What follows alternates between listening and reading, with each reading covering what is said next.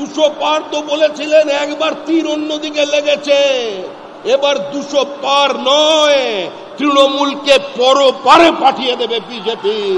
তৃণমূল বাঁচতে পারবে না। এই বাংলায় পরিবর্তন নয়, এই বাংলায় বিসর্জন হবে, বিসর্জন। 26-এর নির্বাচন তৃণমূলের বিসর্জন। এই বিসর্জনের জন্য সংঘবদ্ধ হন। নমস্কার বন্ধুরা, আপনারা দেখছেন পারফেক্ট পলিটিক্স, সাদা বাংলার রাজনীতির কথা। বন্ধুরা, এদিন আনুষ্ঠানিকভাবে বিজেপির কেন্দ্রীয় নেতা রবিশঙ্কর প্রসাদ বাংলার নতুন বিজেপির রাজ্য সভাপতি হিসেবে শ্রমিক ভট্টাচার্যর নাম ঘোষণা করলেন এবং নাম ঘোষণা করার পাশাপাশি বিজেপির তরফ থেকে তাকে রাজ্য সভাপতির সার্টিফিকেটও দেওয়া হলো।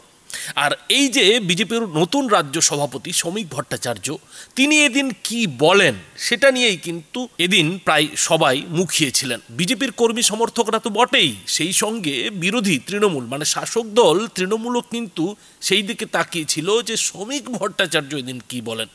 আর সেই শ্রমিক ভট্টাচার্যই যখন শেষে বলতে উঠলেন, রাজ্য সভাপতি হিসেবে যখন তার প্রথম ভাষণ দিতে উঠলেন, তখন বন্ধুরা সত্যি কথা বলতে প্রথম দিকে কোথাও তিনি যেন তার বক্তৃতায় ঝাঁজ আনতে ব্যর্থ হলেন। বিজেপির নতুন রাজ্য সভাপতি শ্রমিক ভট্টাচার্য যে একজন সুবক্তা সে বিষয়ে কোনো সন্দেহ নেই। তিনি যে অনেক পড়াশোনা করেন সেটা নিয়েও কিন্তু কোনো দ্বিমত নেই। কিন্তু দলের সমর্থক কর্মীদের উজ্জীবিত করতে হলে, তাদের আত্মবিশ্বাসী করে তুলতে হলে শুধুমাত্র সুবক্তা হলেই তো চলবে না, শুধুমাত্র জ্ঞানের কথা বললেই তো চলবে না। তার জন্য অন্য মশলা চাই, অন্য ধরনের বক্তৃতা চাই, অন্য ধরনের ভাষণ চাই। আর সেই ভাষণটাই কোথাও যেন মিস হয়ে যাচ্ছিল শ্রমিক ভট্টাচার্যের বিজেপি রাজ্য সভাপতি হিসেবে যে প্রথম ভাষণ, সেই প্রথম ভাষণের প্রথম দিকে। এদিন শ্রমিক ভট্টাচার্য প্রায় 35 মিনিট ধরে ভাষণ দিয়েছেন। আর সেই 35 মিনিটের ভাষণে প্রথম দিকে তিনি ভদ্র ভাষাতেই তৃণমূলের সমালোচনা শুরু করেন। সেই সঙ্গে রাজ্য বিজেপিকে কি করতে হবে এবং সংখ্যালঘু সম্প্রদায়ের ভোটারদের কি করা উচিত সেই নিয়েই বক্তব্য রাখতে শুরু করেছিলেন। কিন্তু সেই বক্তব্য শুনে উপস্থিত বিজেপির কর্মী সমর্থক নেতারা যেন ঝিমিয়ে পড়ছিলেন। কিন্তু ওই যে কথাই আছে না, যে শেষ ভালো যার সব ভালো তার, তো সেইরকমই যেন শ্রমিক ভট্টাচার্যের সঙ্গেও এদিন ঘটে গেল। যে শ্রমিক ভট্টাচার্য এতক্ষণ একেবারে ভদ্র ভাষায় তৃণমূলের সমালোচনা করছিলেন, সংখ্যালঘুদের পরামর্শ দিচ্ছিলেন, সেই শ্রমিক ভট্টাচার্যই যেন ভাষণের শেষের দিকে একেবারে জ্বলে উঠলেন। তার মুখ দিয়ে রীতিমতো জ্বালাময়ী ভাষণ শুরু হয়ে গেল। আর এই জ্বালাময়ী ভাষণের জন্যই কিন্তু কোথাও যেন বিজেপির কর্মী সমর্থকরা অপেক্ষা করছিলেন। আর শ্রমিক ভট্টাচার্য তার সেই যে জ্বালাময়ী ভাষণ, সেই জ্বালাময়ী ভাষণ দিতেই বিজেপির কর্মী সমর্থকদের মধ্যে একেবারে উৎসাহ তুঙ্গে উঠে গেল। তো এই যে শ্রমিক ভট্টাচার্যর নতুন রাজ্য সভাপতি হিসেবে প্রথম ভাষণ, সেই প্রথম ভাষণের শুরুর দিকটা কেমন ছিল বন্ধুরা ছোট্ট করে দেখুন। মমতার বিকল্প মুখ কোথায়? নতুন বিতর্ক। আরে যে মুখকেই মানুষ প্রত্যাখ্যান করে দিয়েছে, যে মুখকে মানুষ বিসর্জন দিতে চাইছে, তার বিকল্প মুখের কোনো প্রয়োজন নেই। তৃণমূল চলে যাচ্ছে, তৃণমূলের বিসর্জন হচ্ছে। বাংলার মানুষ মুক্তি চায়, বাংলার মানুষ বাঁচতে চায়, বাংলার মানুষ পরিত্রাণ চায়, বাংলার মানুষ শিল্পায়ন চায়, বাংলার মানুষ ফ্লাইট অফ ক্যাপিটালকে বন্ধ করতে চায়, বাংলার মানুষ পশ্চিমবঙ্গ থেকে মেধাকে বাইরে দিতে যেতে চায় না, বাংলার মানুষ পরিযায়ী শ্রমিককে ঘরে রাখতে চায়, ঘরের ছেলেকে ঘরে দেখতে চায়, ঘরের ছেলে ঘরে থাকবে, ঘরের ভাত খাবে। আজকে গোটা বাংলার মানুষ তার দিকে তাকিয়ে আছেন। একটা অদ্ভুত পরিস্থিতি তৈরি করে দিয়েছে গোটা পশ্চিমবঙ্গের। গোটা পশ্চিমবঙ্গকে খোলা বাজার বানিয়ে দিয়েছেন মমতা বন্দ্যোপাধ্যায়। প্রতারিত হয়েছে মেধা, 40,000 চাকরিকে বিক্রি করে দেওয়া হয়েছে। 17,000 ছেলে মেয়ে তাদের অনিশ্চিত ভবিষ্যৎ নিয়ে রাস্তায় বসে আছেন। আমাদের বিরোধী দলনেতা, আমাদের রাজ্য প্রাক্তন সভাপতি সুকান্ত মজুমদার বারবার সেখানে গেছেন। আমরা আপনাদের সঙ্গে আছি। পশ্চিমবঙ্গে ভবিষ্যতে কোনো মেধা প্রতারিত হবে না। পশ্চিমবঙ্গ থেকে ভবিষ্যতে কোনো পরিযায়ী শ্রমিক আর অন্য প্রদেশে যাবে না। সেই পরিস্থিতি তৈরি করবার জন্য আজকে বিজেপি বদ্ধপরিকর। আর এখন দেখুন যে ভাষণের শেষের দিকে শ্রমিক ভট্টাচার্য কিভাবে জ্বলে উঠলেন, কিভাবে তিনি বিজেপির কর্মী সমর্থকদের রীতিমতো তাতিয়ে দিলেন। সোনার বাংলা ছিল, সোনার বাংলা বানাতে হবে, শুধু স্লোগানে নয়, এ রাজ্যে বিনিয়োগ এনে শিল্পে সুস্থ প্রতিযোগিতা এনে, SEZ এনে, স্ট্যান্ডার্ডাইজেশন অফ প্রোডাক্ট এনে বিশ্বের বিভিন্ন জায়গার মানুষ যাতে পশ্চিমবঙ্গে বিনিয়োগ করতে পারে, গুজরাটের সঙ্গে কম্পিটিশন করতে পারে, পাল্লা দিতে পারে মহারাষ্ট্রের সঙ্গে, সেই পাল্লা দিয়ে তাদের পাশে দাঁড়াতে চাই, তাদের পিছনের সারিতে বসতে চাই না। সেই বাংলা গঠনের লক্ষ্যে আপনারা ঐক্যবদ্ধভাবে লড়াই করবেন। বিজেপি জিতছে, তৃণমূল হারছে, মমতা বন্দ্যোপাধ্যায়কে পৃথিবীর কোন শক্তি এবারে চতুর্থবারের জন্য ক্ষমতায় নিয়ে আসতে পারবে না। সবাই ভালো থাকবেন, আনন্দে থাকবেন, অনেক অনেক শুভেচ্ছা। যারা পুরনো তারা মনে রাখবেন, যারা পুরনো তারা মনে রাখবেন, নতুন মানুষ পার্টিতে না এলে পার্টি বাড়বে না। সমাজের সর্বস্তরের মানুষের প্রয়োজন আছে। কুমোরটুলি থেকে অর্ডার দিয়ে আমরা মানুষ তৈরি করে নিয়ে আসতে পারবো না। আর যারা নতুন এসেছেন তারাও মনে রাখবেন, ওই পুরনো মানুষগুলো পরাজয় নিশ্চিত জেনেও, জমানত বাজেয়াপ্ত হবে জেনেও, যারা পতাকাটা ধরে রেখেছিলেন, প্রদীপ জ্বালিয়ে রেখেছিলেন, তার জন্যই এই অবস্থা তৈরি হয়েছে।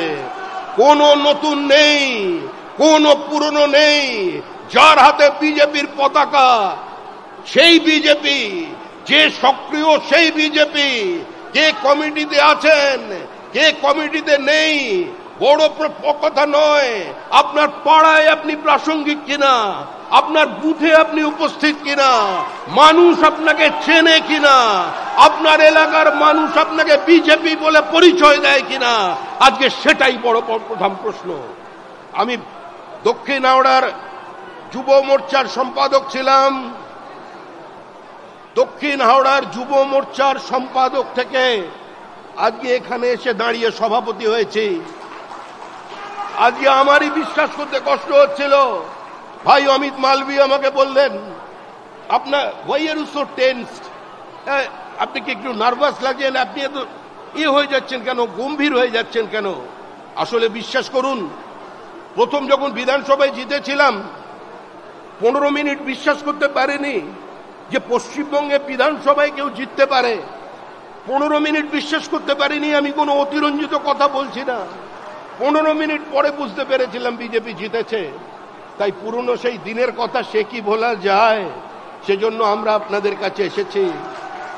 যে গালাফালাপি করছে, যত কিছু করছেন, আপনি নিশ্চিন্ত থাকুন, মানুষের দরবার থেকে বড় দরবার কিছু নেই। বাস্তিলের দুর্গ যদি মানুষ হাত দিয়ে ভেঙে দিতে পারে, দর্দণ্ড প্রতাপ সিপিআইএম কে যদি মানুষ উৎখাত করে দিতে পারে, সিপিআইএম এর 2011 সালের ব্রিগেড দেখে কেউ বিশ্বাস করেছিলেন এই মানুষ, এই পার্টিটা হারতে চলেছে, সিপিএম হারবে, সিপিএম এর পরাজয় নিশ্চিত? কেউ বিশ্বাস করতে পেরেছিলেন যে পলিটিক্সের ল্যাটারাল এন্ট্রি নেওয়া একজন ব্যুরোক্র্যাট সিপিআইএম এর সবচেয়ে পরিচ্ছন্ন মুখ বুদ্ধদেব ভট্টাচার্য তাকে হারিয়ে দেবেন 50,000-এর বেশি ভোটে? কারোর বিশ্বাস ছিল না। বলুন তো বুকে হাত দিয়ে। যেদিন অমিত শাহ বলেছিলেন আমরা 23টা আসনে জিতব, আমি ওপর থেকে নিচ পর্যন্ত বলেছি, কেউ বিশ্বাস করেছিলেন বাংলার? অমিত শাহ বলেছিলেন 23টা আসনে বিজেপি জিতছে, মানুষ শুনে হেসেছিল, বিজেপি কর্মীও প্রথমে বিশ্বাস করেনি। কিন্তু স্বাধীন ভারতবর্ষের সবচেয়ে বড় political election strategist Amit Shah, আর দ্বিতীয়টি এখনো পর্যন্ত জন্মাননি। তাই যারা 200 পারের কথা বলছেন না, 200 পার তো বলেছিলেন, একবার তীর অন্যদিকে লেগেছে, এবার 200 পার নয়, তৃণমূলকে পরপারে পাঠিয়ে দেবে বিজেপি। তৃণমূল বাঁচতে পারবে না। আমাদের কর্মীদের যারা রক্ত নিয়েছে, আমাদের 21 পরে যে অত্যাচার তৃণমূল কংগ্রেস করেছে, যাদের হাতে রক্ত আছে বিজেপির, তারা কেউ পার পাবেন না।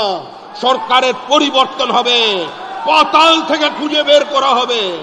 সন্দেশখালীতে আমরা সন্দেশখালীর ভাষায় জবাব দিয়েছিলাম। আনন্দ মালিক খুন হয়েছিল 90-এর দশকে রাজবোলহাটে, আমরা পাল্টা দিয়েছি। আমাদের কর্মী খুন হয়েছিল জঙ্গিপুরে, আমাদের দেখবার জন্য গিয়েছিলেন রবিশঙ্কর প্রসাদ, কঙ্কা টুডুর বদলা আমরা দেখিয়েছি। আমরা পশ্চিম মেদিনীপুরের সিপিআইএম সহ অতি বামেরা যে ভাষা বোঝে সেই ভাষায় দেখিয়েছি। আজকে মনে রাখবেন, অস্ত্র ধরতে বা বিজেপিকে বাধ্য করবেন না। বিজেপির কর্মী মার খাবে, মরে যাবে, কিন্তু দীর্ঘদিন একতরফা আক্রমণ চলবে না।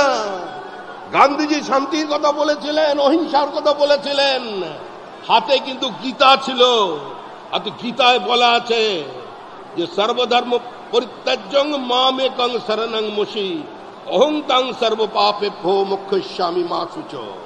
সমস্ত ভুলে যাও, এখন যুদ্ধ করো, প্রয়োজনে যুদ্ধ হবে। যে ভাষা তৃণমূল কংগ্রেস বোঝে সেই ভাষায় উত্তর হবে। বিজেপির মতো করে ক্ষমতায় এসছে সারা দেশে। এই বাংলায় পরিবর্তন নয়, এই বাংলায় বিসর্জন হবে, বিসর্জন। 26-এর নির্বাচন তৃণমূলের বিসর্জন। এই বিসর্জনের জন্য সংঘবদ্ধ হন। ধন্যবাদ। ধন্যবাদ মাননীয় রাজ্য সভাপতি শ্রমিক দাকে।